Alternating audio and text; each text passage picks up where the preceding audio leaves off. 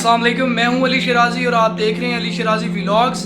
आज की इस वीडियो में तेज़ी से बढ़ते हुए कोरोना वायरस के बारे में बात करेंगे। क्या कोरोना वायरस पाकिस्तान में मौजूद है?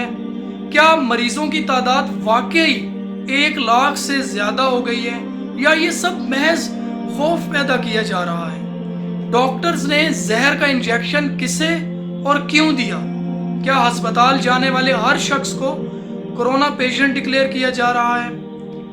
खुदारा यकीन कर लीजिए कि वाकई कोरोना वायरस पाकिस्तान समेत पूरी दुनिया में मौजूद है और फिलहाल एहतियात के सिवा इसका कोई इलाज नहीं।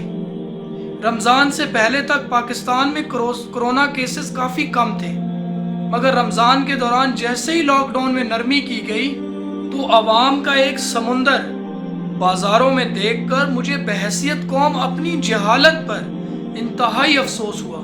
लॉकडाउन में नरमी का मकसद मजदूर पेशा अफराद के लिए रोज़गार फराहम करना था, मगर हमने उस दौरान सोशल डिस्टेंसिंग समेत तमाम SOPs को साइड पर रखकर खूब शॉपिंग की, खूब सैर व तफरीह की, जिसका नतीजा अब तक पाकिस्तान में 1 लाख से ज़्यादा कोरोना पेशेंट की सूरत में हम सब भुगत रहे हैं।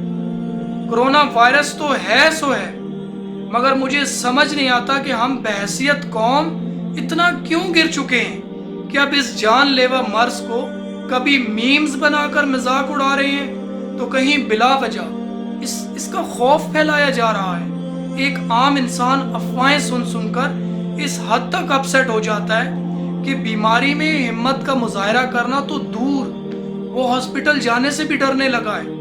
क्या हम में जरा भी खौफे खुदा बाकी नहीं रहा जो हम मुंह उठाए किसी पर कुछ भी इल्ज़ाम लगा देते हैं? पिछले कुछ अरसे में कोरोना के बढ़ते हुए वाक़यात के साथ साथ ये भी सुनने को मिल रहा है कि अगर तबीयत ख़राब हो तो हॉस्पिटल मत जाएं, क्योंकि डॉक्टर सबको कोरोना डिक्लेयर कर रहे हैं। और कुछ लोग तो यहाँ ये कहते हुए नज़र आते हैं कि हुकूमत ने इमदाद लेने के लिए डॉक्टर्स को कोरोना पेशेंट का डेथ रेट बढ़ाने का ऑर्डर दे रखा है, इसलिए डॉक्टर्स आम मरीजों को इंजेक्शन लगाकर मार रहे हैं और उसके लिए हुकूमत से पैसे भी ले रहे हैं। मुझे शर्मिंदगी है कि हम जहालत के किस दर्जे पर खड़े हैं कि हम अपने मसीहाओं पर भी इल्ज़ाम तराशी से बाज नहीं आ रहे। इस मुश्किल वक्त में भी हमें अपना बिजनेस चमकाने की फिक्र है।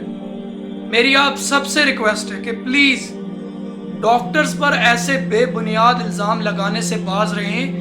मेरा उठना बैठना मिलना मिलाना कई डॉक्टर्स के साथ है।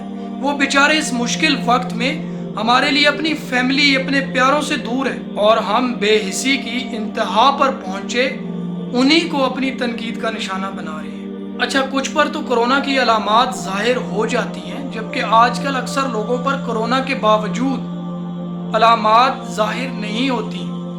ऐसे में अगर टेस्ट से कोरोना वायरस कंफर्म हो जाए तो डॉक्टर्स के साथ तामुन करने में ही आपका और आपके प्यारों का भला है। Please miss information, miss guidance मत फैलाएं।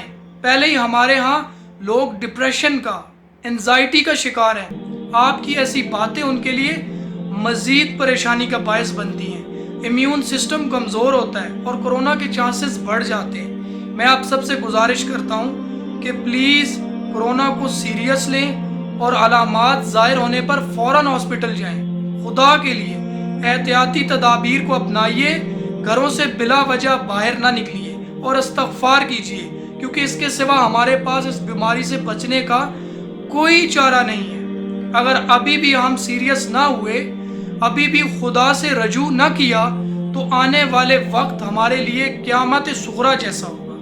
मेरी दुआ है कि अल्लाह हम सब पर एक ख़ास कर्म फरमाए और हमें इस बीमारी से महफूज रखे। आमीन। आप सब के लिए दुआ गो, अली शिराजी।